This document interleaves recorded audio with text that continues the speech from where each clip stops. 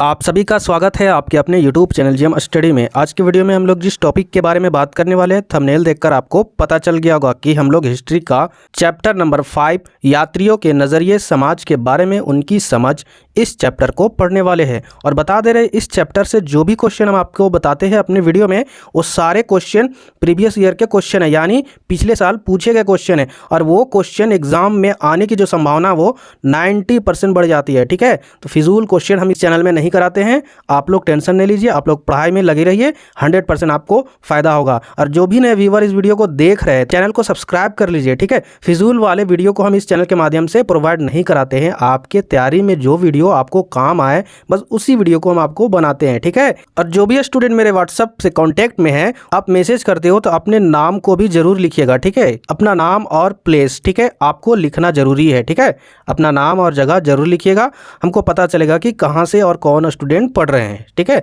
तो चलिए हम लोग वीडियो को शुरू करते हैं। क्वेश्चन है आपका, ध्यान से देखिए, ये 2009 में पूछा गया क्वेश्चन है। प्रश्न है आपका, 18वीं सदी के भारतीय सामाजिक व्यवस्था के विवरण ने पश्चिमी विचारक को किस प्रकार प्रभावित किया? बर्नियर के विवरण के संदर्भ में जिक्र करें। मोस्ट इंपॉर्टेंट क्वेश्चन है, ये एग्जाम में आ भी सकता है। तो चलिए इसके आंसर को समझते हैं। उत्तर है आपका, भारत यात्रा के दौरान मुगल कालीन समाज का जो वर्णन बर्नियर ने किया है, यानी बर्नियर जब भारत आया था तो मुगलों के टाइम जब आया था, तो मुगल कालीन समाज के बारे में जो वर्णन किया है उसके बारे में यहाँ दिया है। पूर्णवासय से ग्रसित है तथा बहुत अति शोभितपूर्ण है। उसने शासक को बहुत ही निरंकुश बताया है, यानी मुगलों के शासक को बहुत ही निरंकुश शासक को बताया है। समाज के लोग, विशेषकर किसान वर्ग, बहुत दुखी था, यानी मुगल के शासक के टाइम जो किसान वर्ग के लोग थे वो बहुत ही दुखी रहते थे। ये बर्नियर के द्वारा बताया गया है। आगे आपका, संपूर्ण भूमि की प्रभुता शासक के पास थी, यानी सारा ब्यौरा जमीन का जो भी कागज पत्तर या फिर जो भी रहता था, जो भी उस जमीन के द्वारा मुनाफा होता था, वो सारा किसके पास रहता था? उसका हक किसके पास रहता था? शासक के पास रहता था, यानी मुगलों के पास रहता था। जिसके कारण लोगों में काफ़ी असंतोष था और कृषि, शिल्प आदि की हालत अच्छी नहीं थी। बर्नियर के इन विवरणों ने परिचमी विचारकों को प्रभावित किया। फ्रांसीसी विचारक मोंटेक्यू के इस वृत्तांत का प्रयोग प्राच्य निरंकुशवाद के सिद्धांत की विकसित करने में किया। बाद में कार्यकाल मार्क्स ने शासकों की इसी नीति को समतावादी ग्रामीण समुदाय के उद्भव का कारण भी बताया। इस प्रकार बर्नियर के वृत्तांतों ने परिचमी विचारकों की बहुत हद तक प्रभावित किया। तो ये था पहले क्वेश्चन का आंसर। चलिए आगे क्वेश्चन की ओर बढ़ते हैं। ये क्वेश्चन आपका 2010 में पूछा गया क्वेश्चन है। क्या है आपका? बर्नियर द्वारा लिखित पुस्तक का नाम लिखिए। सती प्रथा के बारे में उसने क्या लिखा था? उत्तर है आपका, बर्नियर ने अपने दृष्टांत, ठीक है, तो बुक का नाम क्या था? दृष्टांत में भारत की स्थिति को यूरोप में विकास की तुलना में दर्शनीय बताया। बर्नियर ने सती प्रथा जैसी तत्कालीन सामाजिक कुरीति का बड़ा ही मानसिक चित्रण प्रस्तुत किया है।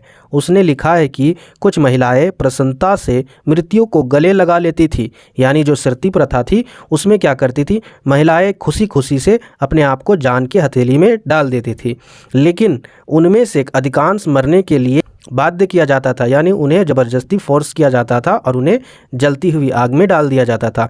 स्त्रियां कृषि और उत्पादन तथा व्यापारिक कार्यों में भी भाग लेती थी, यानी वहाँ की जो महिलाएं थी वो सभी चीज़ में भाग लेती थी। ठीक है, तो सती प्रथा के बारे में डिटेल से जानना है तो आप एनसीईआरटी बुक से पढ़िए, वो एग्ज़ाम में ज़रूर आएगा, एग्जाम के लिए बहुत ही इंपॉर्टेंट है। ठीक है, तो यहाँ तक आपका इसका उत्तर है। आगे है आपका प्रश्न, ये क्वेश्चन 2013 में पूछा गया है। क्वेश्चन आपका, अल बरूनी पर एक संक्षिप्त टिप्पणी लिखिए। तो इसका उत्तर है आपका, अल बरूनी का जन्म आधुनिक उज़्बेकिस्तान में स्थित ख्वारिज़्म में सन 973 ईस्वी में हुआ था।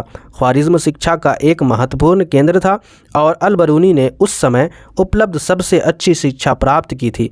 वह कई भाषाओं का ज्ञाता था, जिनमें सीरियाई, फारसी, हिब्रू तथा संस्कृत शामिल है। हालांकि वह यूनानी भाषा का जानकार नहीं था, फिर भी वह प्लेटो तथा अन्य यूनानी दार्शनिकों के कार्यों से पूरी तरह परिचित था, जिन्हें उसने अरबी अनुवादों में के माध्यम से पढ़ा था। सन 1017 ईस्वी ख्वारिज़्म पर आक्रमण के पश्चात सुल्तान महमूद यहाँ से कई विद्वानों तथा कवियों को अपने साथ राजधानी गजनी ले गया। अल बरूनी भी उनमें से एक था। वह बंधक के रूप में गजनी आया था, पर धीरे धीरे उसने यह शहर पसंद आने लगा और 70 वर्ष की आयु में अपनी मृत्यु तक उसने अपना बाकी जीवन यहीं बिताया। गजनी में ही अलबरूनी की भारत के प्रति रुचि विकसित हुई। यह कोई असामान्य बात नहीं थी। 8वीं शताब्दी से ही संस्कृत में रचित खगोल विज्ञान, गणित और चिकित्सा संबंधी कार्यों का अरबी भाषा में अनुवाद होने लगा था। पंजाब के गजनवी साम्राज्य का हिस्सा बन जाने के बाद स्थानीय लोगों से हुए संपर्कों ने आपसी विश्वास और समझ का वातावरण बनाने में मदद की। अलबरूनी ने ब्राह्मणों, पुरोहितों तथा विद्वानों के साथ कई वर्ष बिताए और संस्कृत धर्म तथा दर्शन का ज्ञान प्राप्त किया।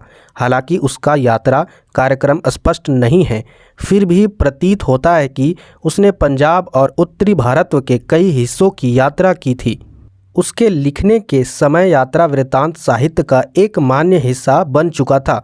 ये वृत्तांत परिचय में सहाय रेगिस्तान से लेकर उत्तर में वोल्गा नदी तक फैले क्षेत्रों से संबंधित थे। हालांकि 1500 ईस्वी से पहले भारत में अल्बेरिया को कुछ ही लोगों ने पढ़ा होगा। भारत के बाहर कई लोग संभवतः ऐसा कर चुके हैं। तो आज की वीडियो का ये लास्ट क्वेश्चन था, ठीक है। कम ही प्रश्न को डिस्कस किए हैं। इसका रीज़न है कि मेरा थोड़ा सा तबीयत ख़राब है, जिस कारण हम क्वेश्चन को कम कर रहे हैं, ठीक है। फिर भी आप लोग को यदि नोट्स चाहिए तो आप व्हाट्सअप नंबर पर आप मैसेज कीजिए, ठीक है। आपको डिस्क्रिप्शन में व्हाट्सअप नंबर मिल जाएगा, वहाँ से आप मैसेज कीजिएगा, आपको नोट्स मिल जाएगा, ठीक है। तब तक के लिए जय हिंद, जय झारखंड।